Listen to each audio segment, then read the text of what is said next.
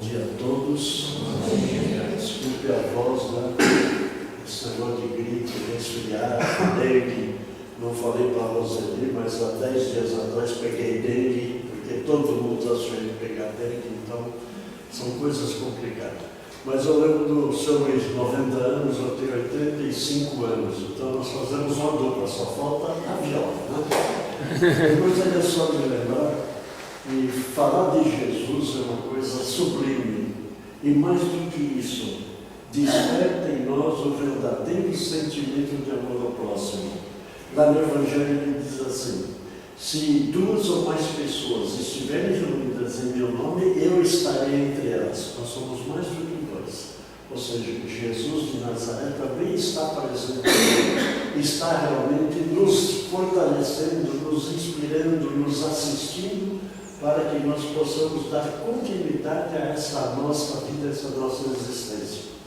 E ele faz uma distinção entre o Jesus de Nazaré, que a doutrina espírita mostra para nós, do Jesus, aquele chamado o Cristo das igrejas, que simplesmente colocam Jesus crucificado.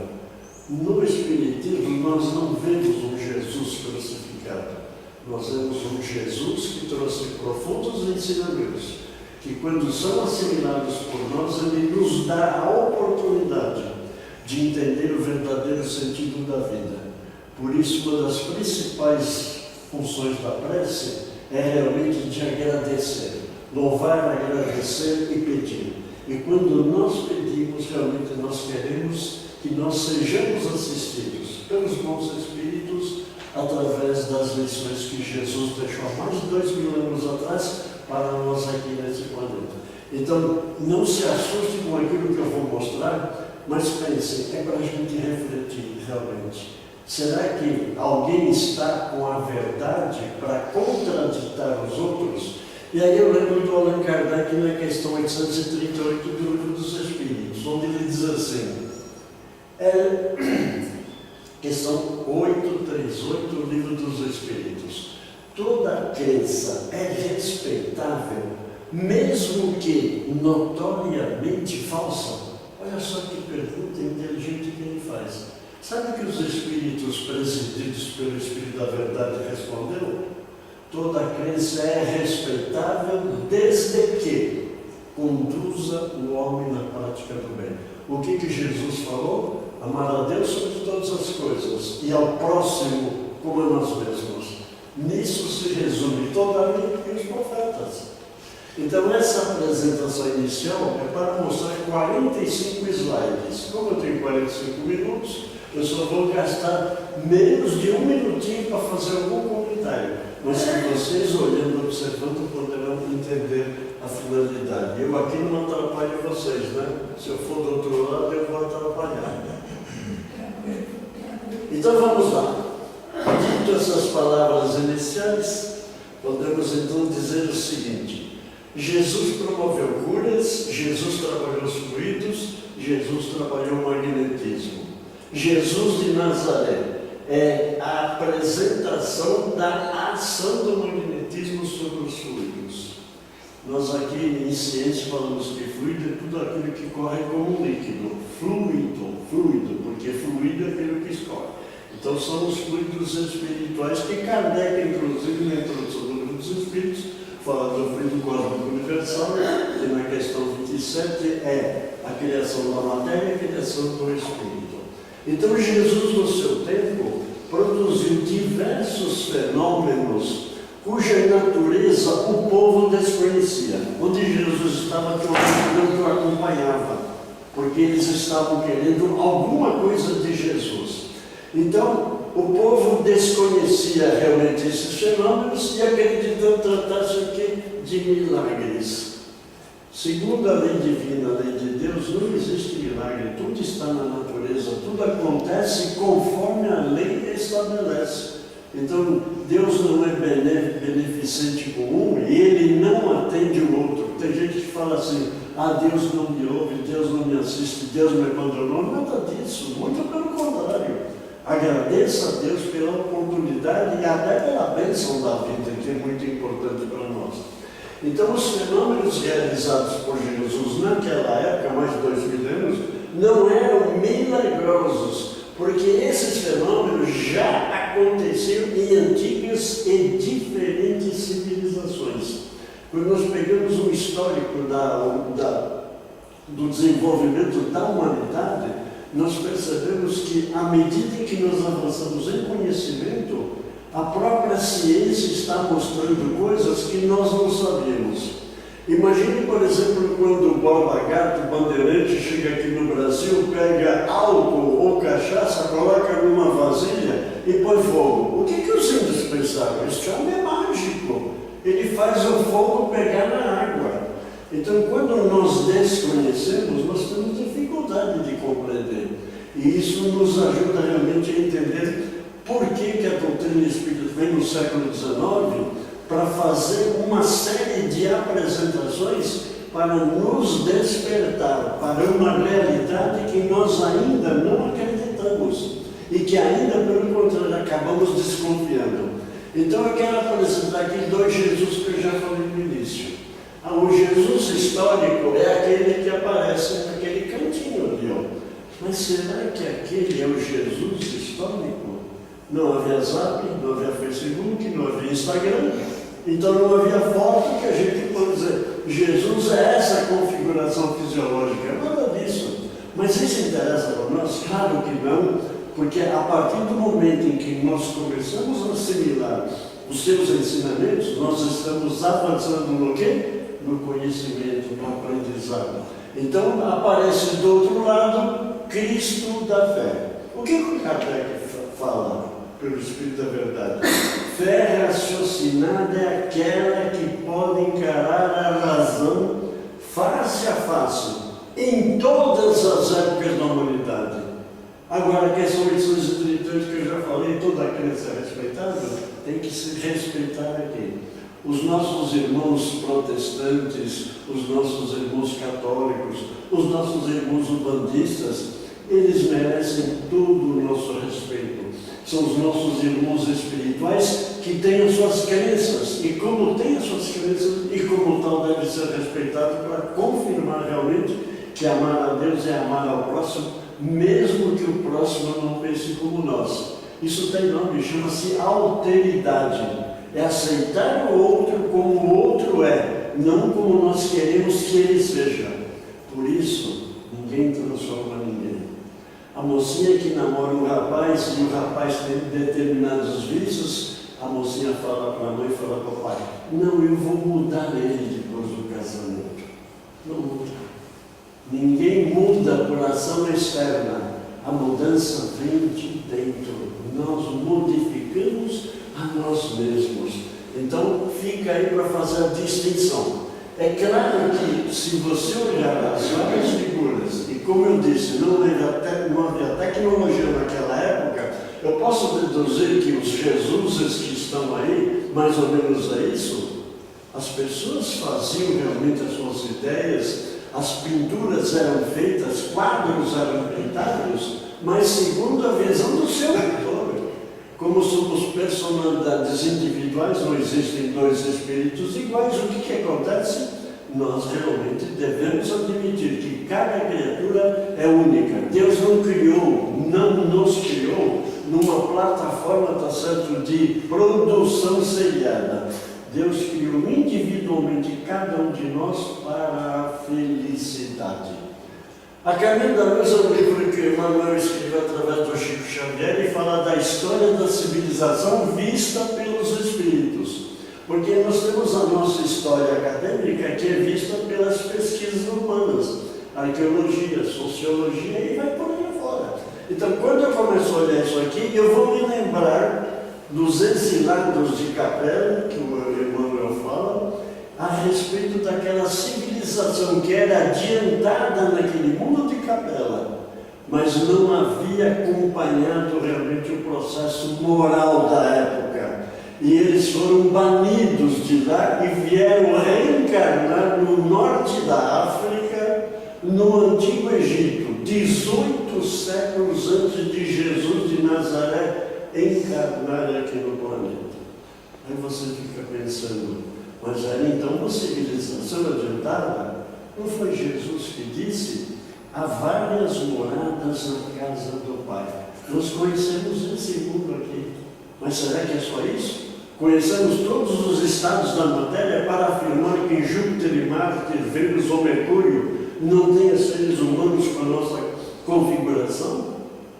Nada disso, nós desconhecemos, então isso nos dá realmente esse conforto. A civilização egípcia na época, eles dominavam uma ciência que a evolução da época não comportava.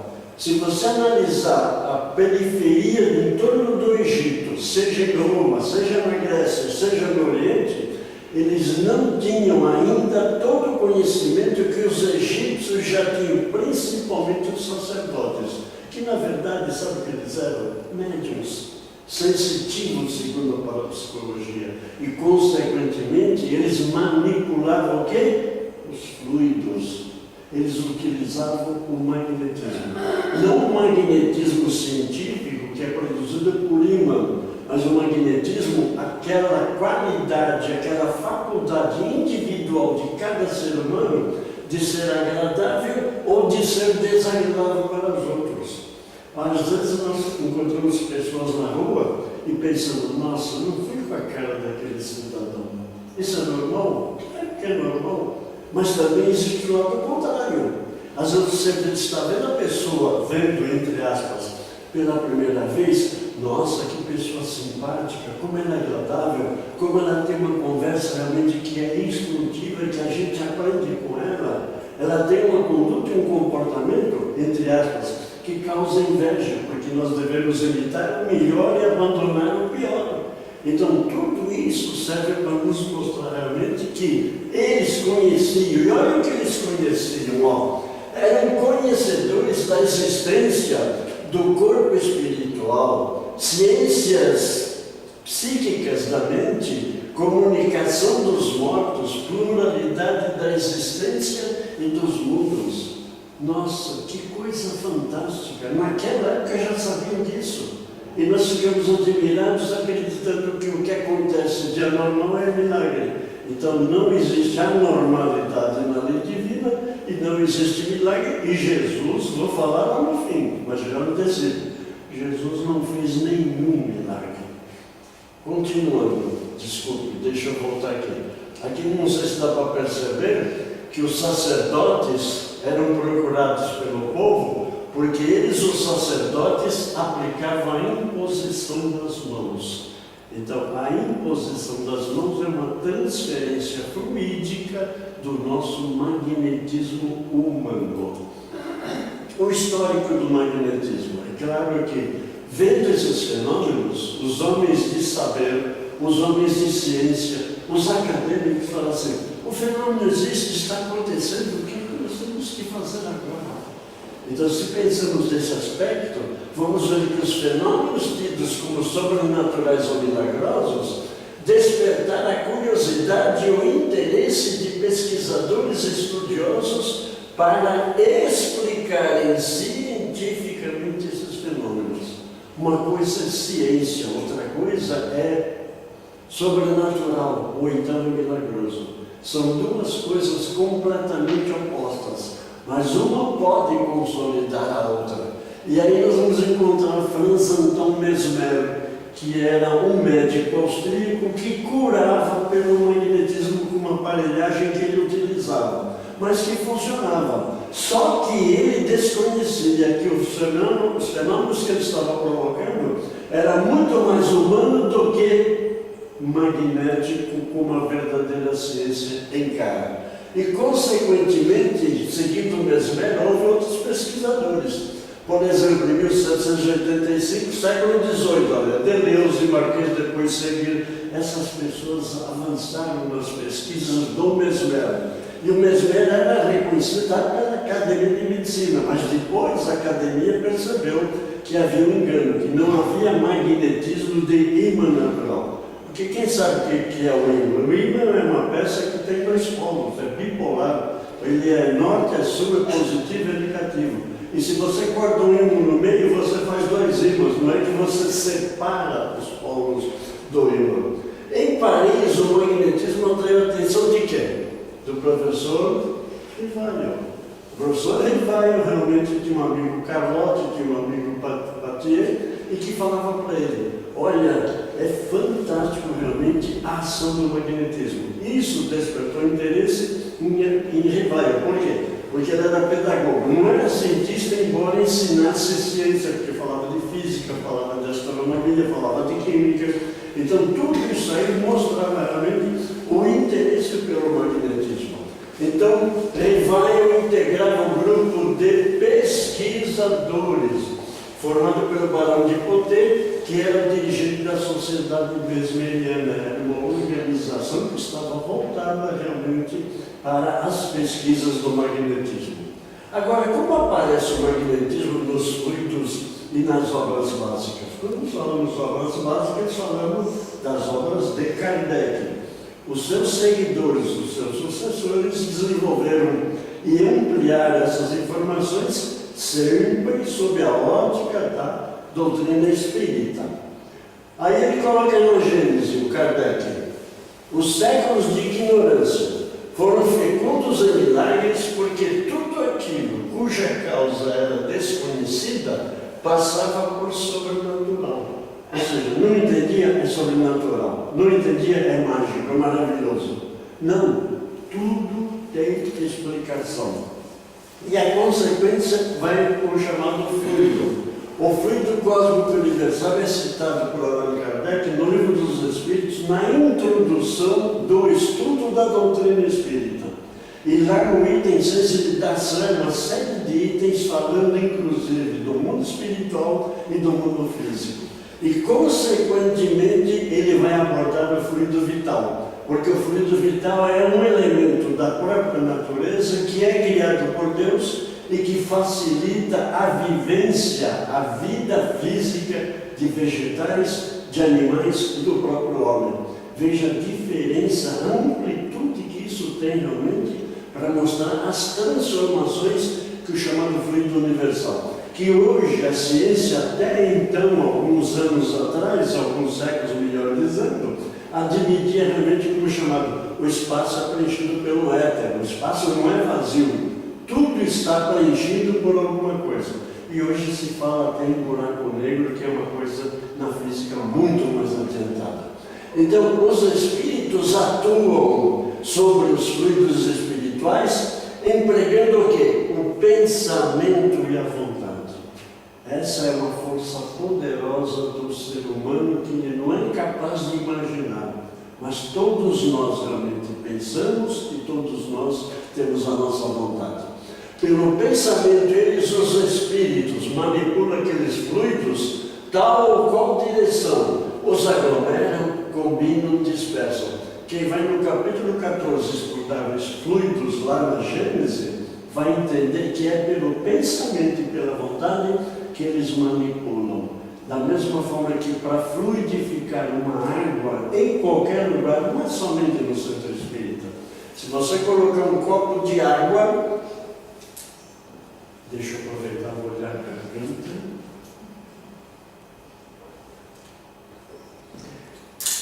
Se você colocar um copo de água na cabeceira da sua cama e faz uma prece sincera, pedindo que os bons espíritos fluidifiquem aquela água, eles vão manipular fluidos que nós desconhecemos para tornar realmente aquela água saudável e curadora.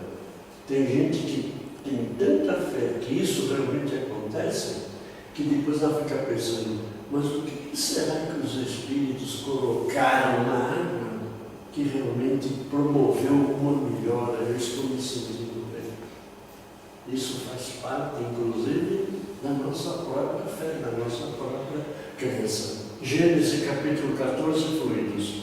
O fluido vital se transmite de um indivíduo ao outro.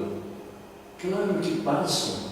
Nós conseguimos o fluido vital e mantemos pela alimentação, porque é a manutenção física do corpo. Mas também aquele que tem maior porção pode dá-lo a um que tem de menos. E em certos casos, prolongar a vida prestes a se extinguir. Isso aparece no Livro dos Espíritos, na questão número 70. Olha a imposição das mãos dos egípcios aqui. O que lembra isso?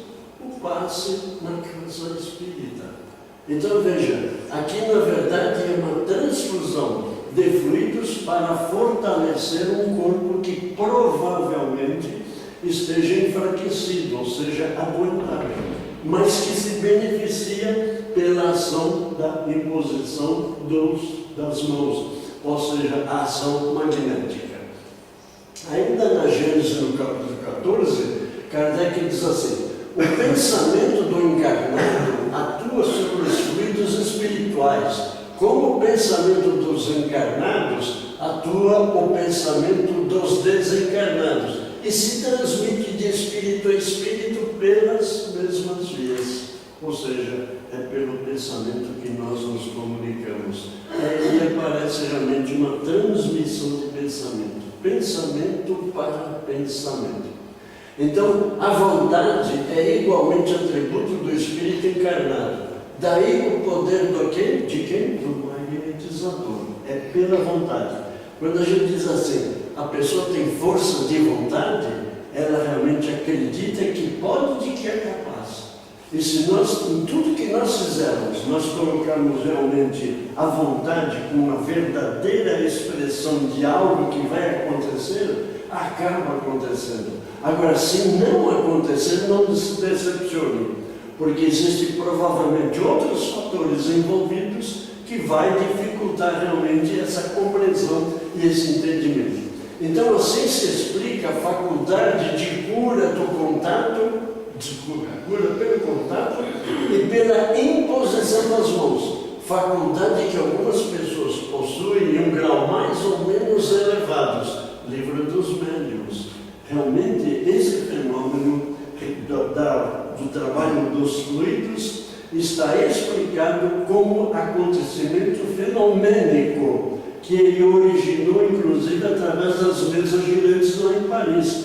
Via-se fenômeno, via-se realmente que a mesa levitava e que alguém tinha que explicar por que a mesa descia a lei da gravidade. Porque se você jogar qualquer peça para o alto, o que vai acontecer?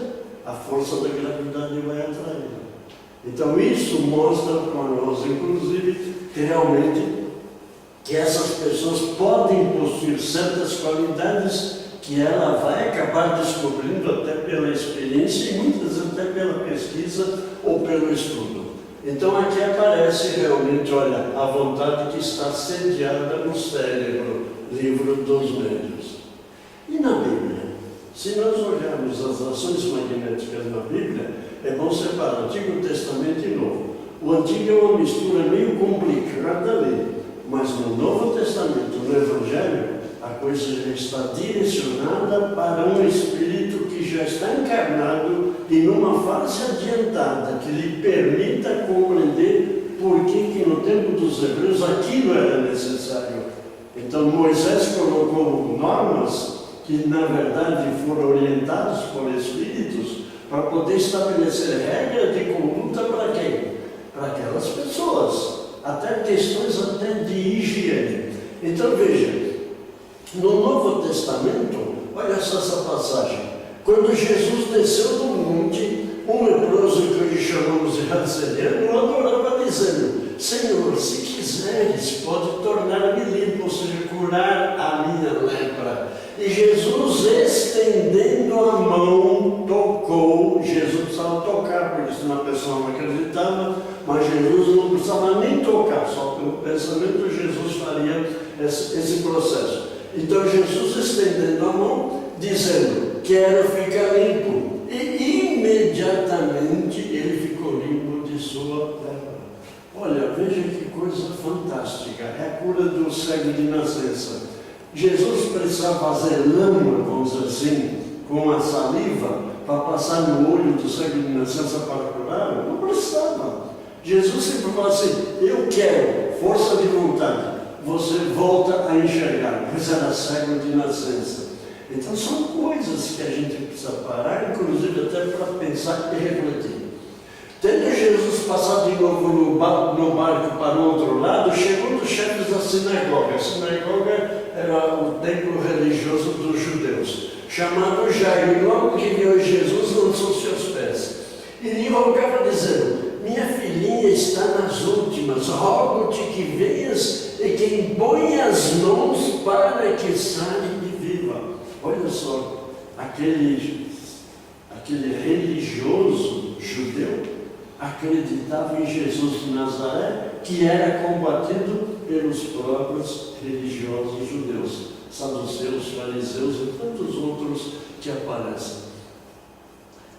Continuando, no Novo Testamento, Jesus exclamou: Lázaro, sai para fora. Porque Maria e Marta pediu: Jesus, Lázaro morreu. E Jesus falou: vamos lá. E Jesus então aparece lá e diz assim para ele: Lázaro, sai para fora. E o defunto saiu. Disse Jesus: desligai as faixas e deixai-o ir. Deixai-o ir, ou seja, agora a gente fica pensando, se Lázaro estava morto, Jesus teria ressuscitado ele? Claro que não, porque Jesus contrariaria uma lei divina, uma lei natural. Lázaro estava sob efeito, tá certo? Fisiológico, letargia, catalepsia, que vamos falar daqui a pouco. Então, letargia, catalepsia, mortes aparentes. Na questão 424, por meio de cuidados dispensados a tempo, pode reatar-se os laços para satisfazerem, restituindo-se a vida a um ser que, por falta de socorro, morreria inapelavelmente, ou seja, não teria solução? É uma pergunta que Kardec faz, e a resposta foi sim, sem dúvida. Em tais casos, o magnetismo constitui poderoso meio de ação. Por quê? Desculpe.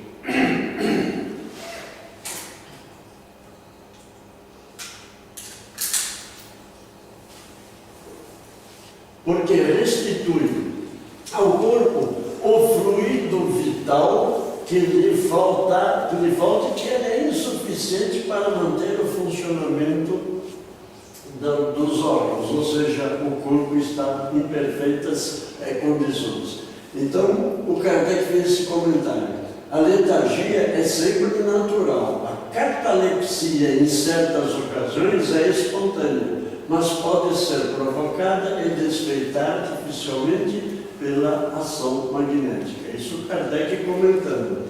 Se você vai no dicionário, você vai ver que letargia e catalepsia, na psicopatologia, é um estado de profundo...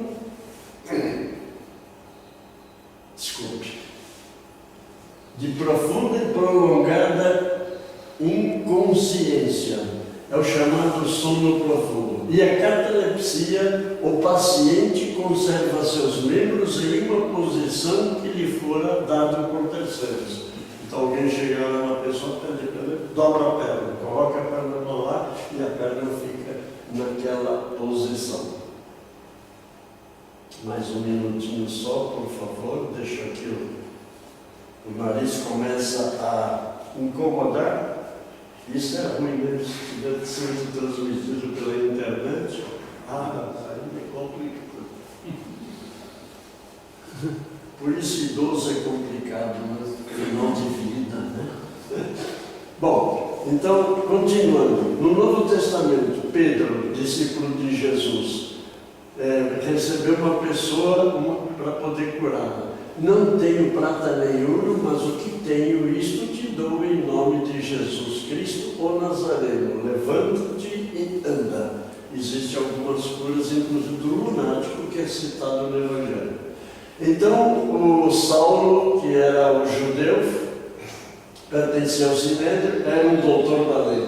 Então, Ananias foi, entrando na casa, impôs as mãos sobre ele, Saulo, dizendo: irmão, o Senhor me enviou, a saber, o próprio Jesus, que te apareceu no caminho por onde vinhas, para que recuperes a vista e fique cheio do Espírito Santo. No livro Paulo e Estevão, está lendo praticamente Atos dos Apóstolos que aparece na Bíblia.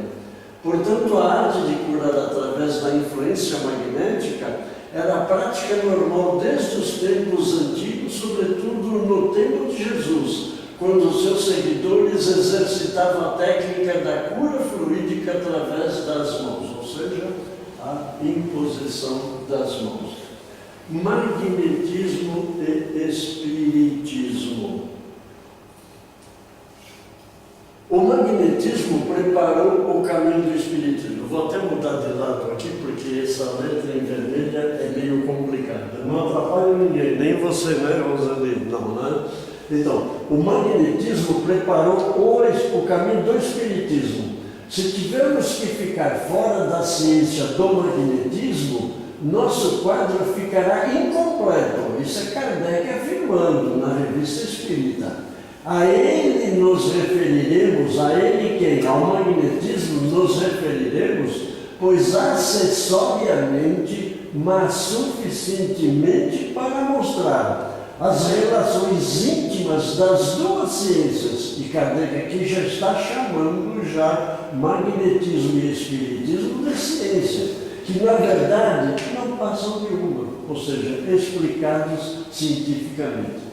Na mesma Revista Espírita, magnetizador é o que pratica o magnetismo. Magnetista é aquele que lhe adota os princípios. E olha que interessante.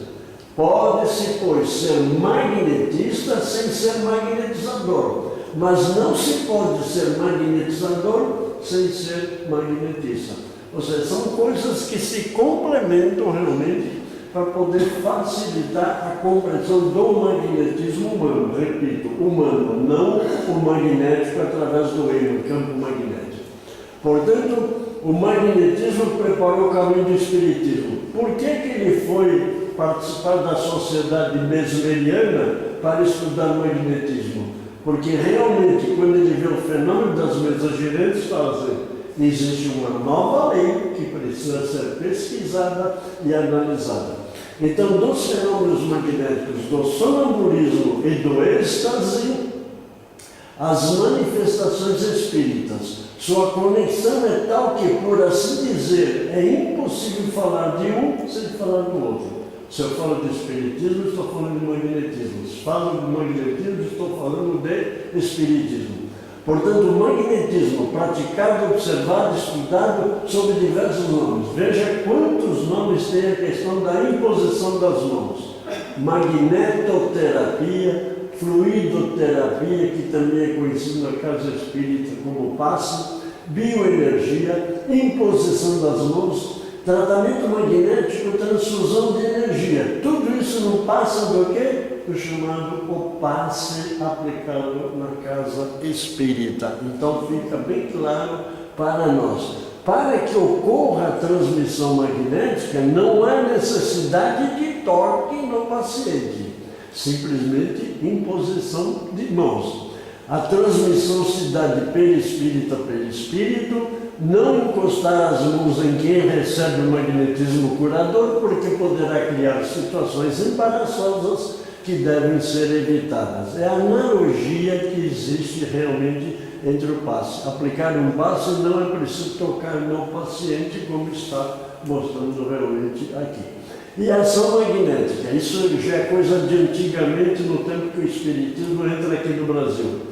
Acreditavam que para a transmissão magnética era necessário dar as mãos para formar uma corrente que fosse ligada. Eles achavam que era necessário isso.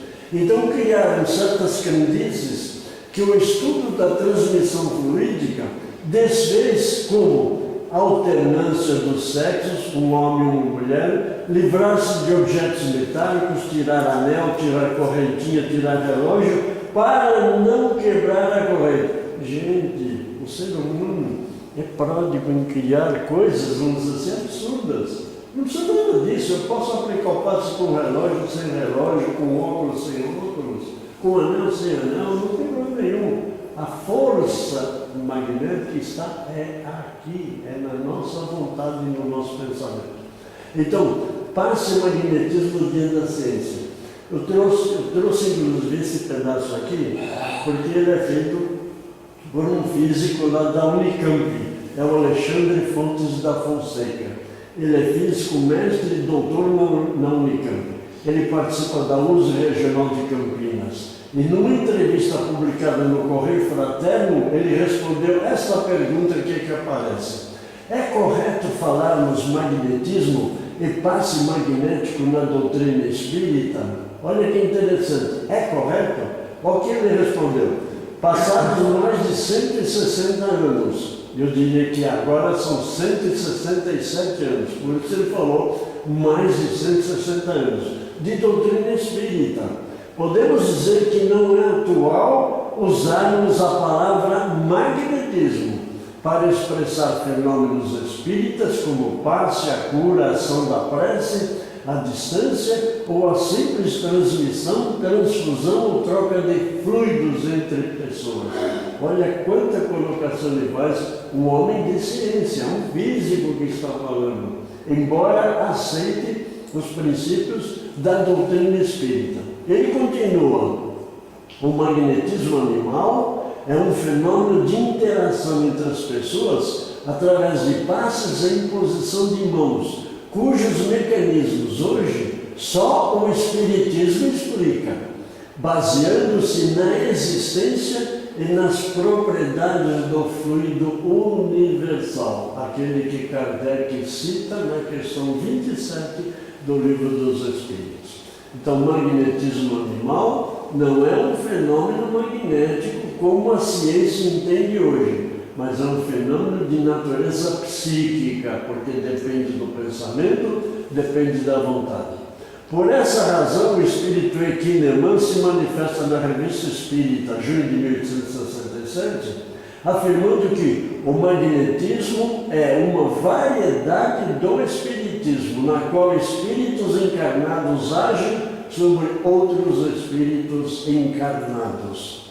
O Espiritismo ensina que a modificação das qualidades dos fluidos se dá através da ação do pensamento, assim explicando a eficácia do que outrora chamavam de magnetismo. Então, são duas situações distintas naquela época, com os conhecimentos científicos da época. E agora a apresentação é do Alexandre, mostrando a física como interpreta hoje, mas estabelecendo que espiritismo é espiritismo e física, ciência é outra coisa. Então, quem quiser acessar, basta discar lá magnetismo, está sendo com o Alexandre Fonseca, e pode ver mais detalhes. Agora, olhando aqui realmente na Gênesis, no capítulo 14, lá o Kardec fala, o Espiritismo define os conceitos de magnetismo humano, espiritual e místico. O que é isso que ele está falando? É praticamente a aplicação do passe. Quando o aplicador de passe está diante daquela pessoa que vai receber o passe, ele está transferindo via pensamento, perispírito, os fluidos necessários para aquela pessoa. Agora, se ele receber a assistência para potencializar, fortalecer os fluidos do aplicador de passe, esse é chamado de misto. Porém, se o aplicador de passe é apenas o caminho para a passagem dos fluidos trabalhados pelos espíritos, é chamado magnetismo espiritual. Então, o humano é o próprio aplicador, o espiritual é só o espírito, o humano, o médium, serve apenas de instrumento. E o misto mistura-se os dois exatamente para poder funcionar. Ou seja, em termos puramente espíritas, para justificar aquilo que o Alexandre falou na entrevista para o Correio Fraterno. Portanto, a gente tem que olhar dessa forma. O Espiritismo não faz milagres, porque o Espiritismo veio revelar novas leis.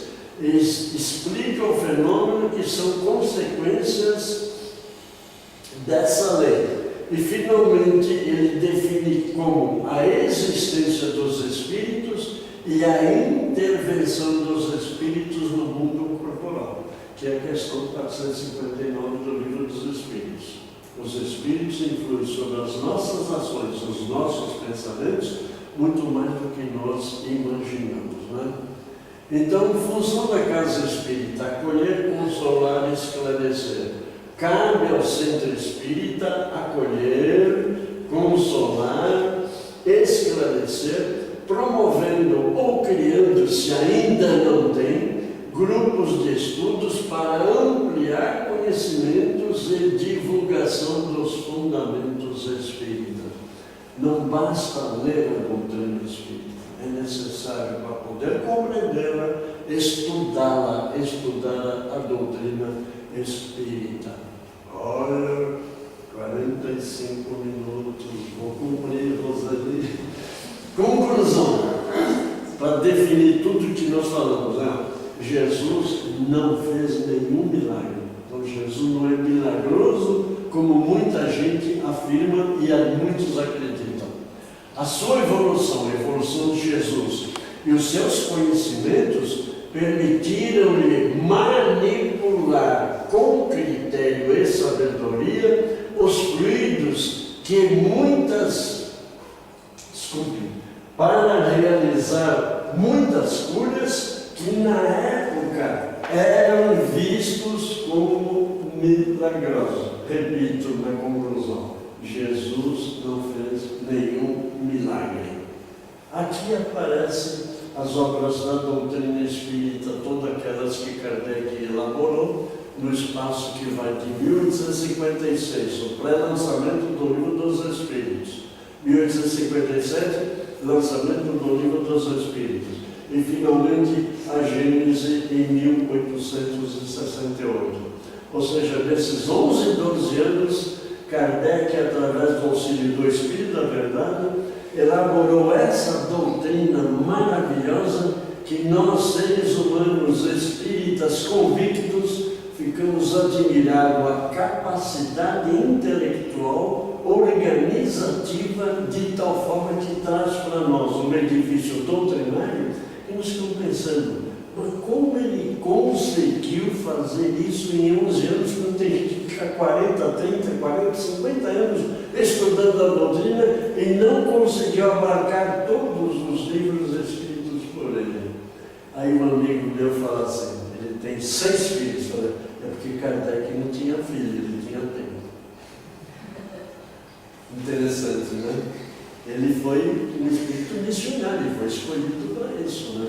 Embora ele tinha uma filha adotiva, mas isso é outra história.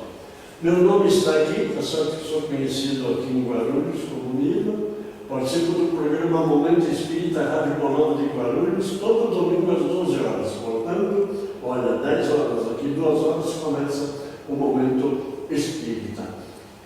Vai em AM 1450 kHz, aquele famoso radinho que a gente já conhece ainda, né?